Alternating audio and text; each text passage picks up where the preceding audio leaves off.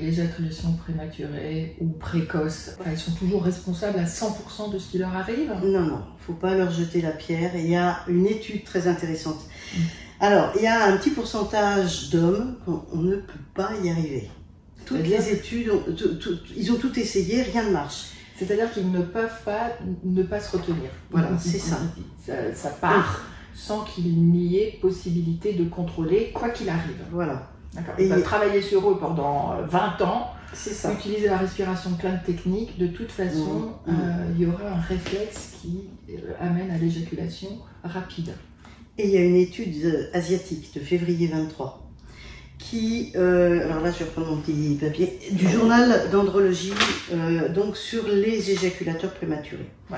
Ils ont fait des sensibilités, ils ont testé la sensibilité du gland et de la hampe, c'est étonnant. C'est-à-dire 35% des hommes éjaculateurs prématurés ont une sensibilité du gland et de la hampe, de la tige, identique. Ce qui est étonnant déjà.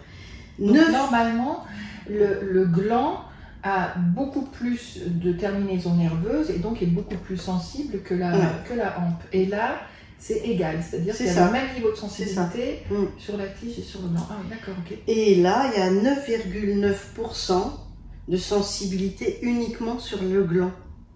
Ok, donc...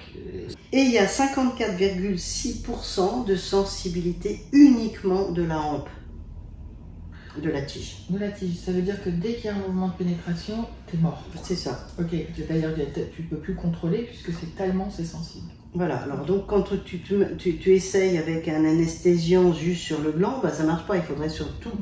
Enfin, ça va peut-être permettre à certains hommes d'abord de ne pas recevoir des pierres dans la figure et